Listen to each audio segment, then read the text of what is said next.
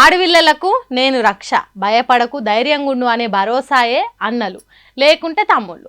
అసొంటి అన్నదమ్ములు కవచం తీరుగా రక్షణ ఉన్నందుకు ప్రతి ఏడు ఆడవిళ్ళలు రాఖీలు కడతారు.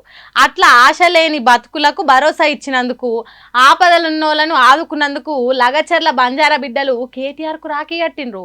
మీరు లేకుంటే ఆగమైపోయేటోళ్ళం కావచ్చు కేటీఆర్ అన్న అని ఒడిల పసిబిడ్డను ఎత్తుకొని వచ్చింది లగచర్ల గిరిజన బిడ్డ జ్యోతి.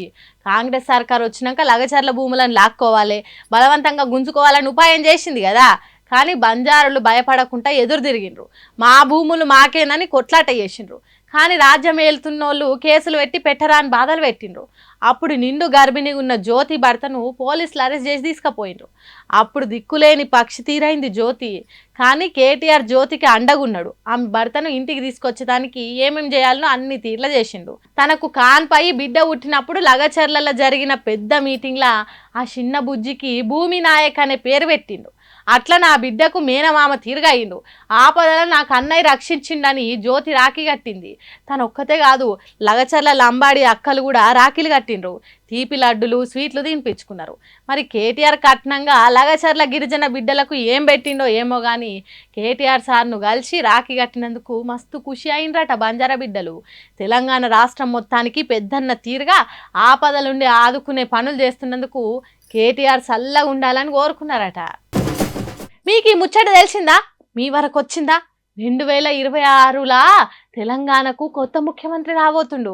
అవును, December 31 దావత్ల సంబురాలన్నీ అయిపోయినాక మరునాడు కొత్త సంవత్సరం వచ్చినట్టే తెలంగాణకు కొత్త ముఖ్యమంత్రి రాబోతుండు. ఎవరికి తెలియని ముచ్చట నీకెట్లా తెలిసింది పిల్ల అంటారా? అంత పెద్ద సీక్రెట్ నేను కాదు చెప్పింది. ఇగో ఈ BJP party MLA Eleti Maheshwar Reddy. Narendra Modi గారిని దించుతా అంటున్నావు. అయ్యా రేవంత్ రెడ్డి, మీ నాయకుడు సోనియా గాంధీ వల్ల కాలేదు, రాహుల్ గాంధీ వల్ల కాలేదు, నీ వల్ల ఏమైతుంది? ఒక బచ్చా నాయకుడు నువ్వు ఎన్ని రకాలుగా రాహుల్ గాంధీ భద్రత చేసినా ఖచ్చితంగా నిన్ను గతంలో చెప్పినా ఈ రోజు కూడా చెప్తా ఉన్నాను, డిసెంబర్ లోపల ఎన్నికలు అయిపోయిన తర్వాత నీ పదవి గండం ఉన్నదని గతంలో చెప్పినా మళ్ళీ చెప్తా ఉన్నాను. ఈ స్థానిక ఎన్నికల తర్వాత డిసెంబర్ లోపల రేవంత్ రెడ్డి ముఖ్యమంత్రిగా దిగిపోవడం ఖాయం. కొత్త ముఖ్యమంత్రి రాబోతా ఉన్నాడు తెలంగాణ రాష్ట్రానికి. మరొకసారి తెలియజేస్తా ఉన్నాను. హాగో గట్ల జరిగి తీరుతుందట. వచ్చే జనవరి నుంచి రేవంత్ రెడ్డిని మాజీ ముఖ్యమంత్రి అనే పిలుచుకోవాలట. జ్యోతిష్యుని తీరుగా గిది ముచ్చట ఇంతకు ముందు చెప్పిండట, ఇప్పుడు కూడా చెప్తున్నాడట. నేను మాట అన్నానంటే ఖచ్చితంగా జరిగి తీరుతుంది అన్నట్టు చెప్తుండు. మరి జనవరి తర్వాత కూడా గిట్లనే అంటాడా అనడా అనేది తర్వాత తెలుస్తుంది. కానీ ముఖ్యమంత్రి మారుడు మాత్రం ఖాయమట. బీసీ రిజర్వేషన్ల మీద నరేంద్ర మోదీని గద్దె దించుతామన్నట్టు గర్జించిండు కదా రేవంత్ రెడ్డి ఢిల్లీలా. ఆగో దానికి కోపం వచ్చినట్టున్నది బీజేపీ ఎమ్మెల్యేకు. అందుకే మా మోడీని దించుడు కాదు, నువ్వే దిగిపోతావని చెప్తుండు.